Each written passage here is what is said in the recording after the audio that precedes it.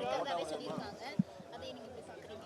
கண்டிப்பாக திமுக வந்து ஒவ்வொரு விஷயத்துலையும் வந்து மக்களை வந்து ஏமாற்றி எவ்வளோ வந்து வஞ்சிக்க முடியுமோ வஞ்சிச்சிருக்காங்க. ஸோ மக்கள் மத்தியில் வந்து மக்கள் மத்தியில் வந்து இன்னைக்கு வந்து திமுக வந்து கண்டிப்பாக வரக்கூடாது.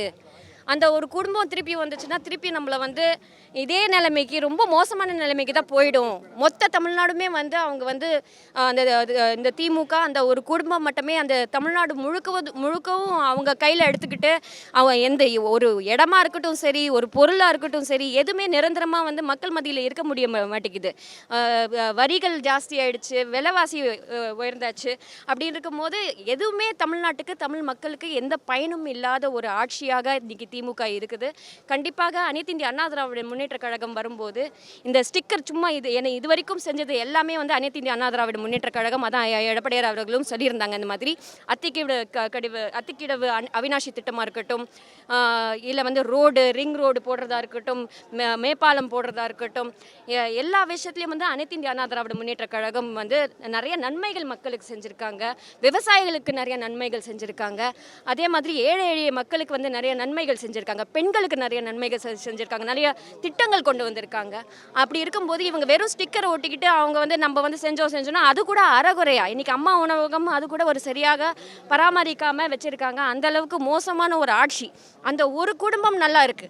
1000 ரூபா கொடுக்குறேன்றது வெறும் 1000 ரூபாய் இங்கே வந்து மக்களுக்கு இந்த ஏழை எளிய மக்களுக்கு பெண்களுக்கு வந்து கொடுக்குறேன்னு சொல்லிக்கிட்டு கடைசியில் பார்த்தா அந்த ஒரு குடும்பம் மட்டும் மொத்தமாக இன்றைக்கி வந்து தமிழ்நாட்டோட காசை வந்து அடிச்சிருக்காங்க அப்படின்றது தான் நான் சொல்ல முடியும். ஸோ அந்த வகையில் இன்றைக்கி அனைத்து இந்திய அண்ணா திராவிட முன்னேற்ற கழகம் தான் மீண்டும் ஆட்சிக்கு வரும். மீண்டும் ஆட்சிக்கு வந்து ஐயா எடப்பாடியார் அவர்கள் தான் முதலமைச்சராக போகிறாரு. நிறைய பேர் வந்து விஜய் வந்து லைக் பண்ணி பொதுக்கூட்டங்களுக்கு பெரும்பாலும் போகிறத பார்க்க முடியுது. பெரிய மாற்றம் வரும்னு எதிர்பார்க்குறீங்களா? இல்லை, ஒரு நடிகரை லைக் பண்ணுறது வந்து சாதாரண விஷயம். ரீல் ஹீரோ வேறு, ரியல் ஹீரோ வேறு இல்லையா? படத்தில் வர ஹீரோ வேறு, ரியல் லைஃப்பில் ஹீரோவாக மக்களுக்கு நிறையா செஞ்சது வேறு. ஸோ அப்படி வரும்போது எங்களோட ஐயா எடப்பாடியார் அவர்கள் தான் ரியல் ஹீரோ. நிறைய விஷயங்கள் மக்களுக்காக செஞ்சுருக்காங்க. முக்கியமாக நீங்கள் வந்து 11 மெடிக்கல் காலேஜ் வந்து கொண்டு வந்திருக்காங்க. 7.5% இடஒதுக்கீடு கொண்டு வந்திருக்காங்க. அப்படிலாம் இருக்கும்போது அவர் ரியல் ஹீரோ. அவர் வந்து மக்களுக்கு நிறைய சாத்தியமான விஷயங்கள் செஞ்சுருக்காரு. விஜய் அவர்களுக்கு அவர் வந்திருக்காரு, ஆனால் ரிப்போர்ட் கார்டு இன்னும் இல்லை. இளைஞர்கள் அவங்களுக்கு மேலே ஒரு ஈர்ப்பு இருக்கிறது உண்மைதான், இல்லைன்னு நான் சொல்லலை. ஆனால் அதே சமயத்தில் வந்து அது வந்து வாக்குகளாக மாறும் அப்படின்றது வந்து சாத்தியம் கிடையாது.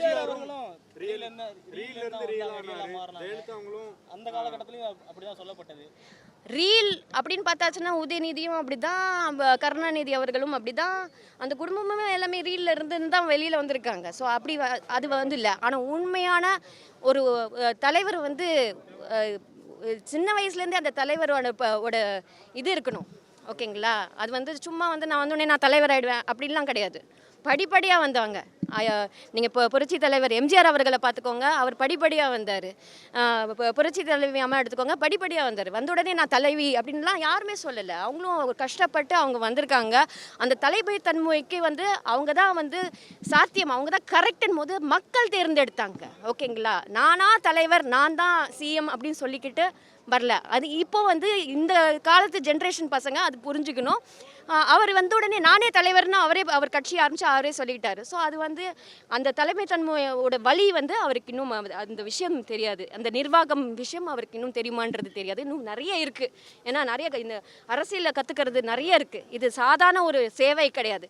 அரசியல் என்பது பெரும் சேவை. அது வந்து ஒரு பொற்கால ஆட்சி கொடுத்தது வந்து அனைத்து இந்திய அண்ணா திராவிட முன்னேற்ற கழகம். அப்படி இருக்கும்போது அனைத்து இந்திய அண்ணா திராவிட முன்னேற்ற கழகம் ஐயா எடப்பாடியார் அவர்கள் வந்து ஏன் ஹீரோன்னு சொல்றேன்னா அவர் வந்து ஒவ்வொரு விஷயமும் இன்னைக்கு வந்து எல்லா எதிரியும் இப்படி ஒரே கையாண்டு துரோகிகளையும் கையாண்டு இன்னைக்கு வந்து விஜய் அவர்கள் வந்து என்ன எதிரி வந்தாலும் துரோகிகள் இருந்தாலும் அவர் என்ன கையாண்டிருக்காரு. அப்போ கூட குரல் கொடுத்தது வந்து ஐயா எடப்பாடியார் அவர்கள் தான். அவர் தான் உண்மையான ஹீரோ அப்படின்றத நான் சொல்லுவேன்.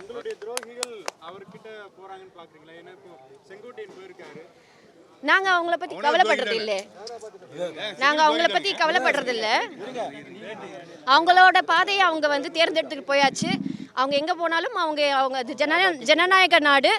அவங்க எங்கே வேணால் போயிட்டோம். அவங்களோட முடிவு தான் இன்னைக்கு வந்து எல்லாமே போயிருக்கே தவிர அது நாங்கள் ஃபீல் பண்ணுறதுக்கு ஒன்றும் இல்லை அப்படின்றத சொல்வேன். ஓகேங்களா, நன்றி. செய்திகளை உடனுக்குடன் தெரிந்து கொள்ள கீழ்கண்ட கேபிள் மற்றும் டிடிஹெச் நெட்வொர்க்குகளில் எம்நாடு செய்தி தொலைக்காட்சியை காணுங்கள். பாதகம் செய்பவரை கண்டால் நாம் பயம் கொள்ளலாகாது பாப்பா. மோதி மிதித்து விடு பாப்பா, அவர் முகத்தில் உமிழ்ந்து விடு பாப்பா. அண்மை செய்திகளை உடனுக்குடன் தெரிந்து கொள்ள இணைந்திருங்கள் எம்நாடு தொலைக்காட்சியுடன்.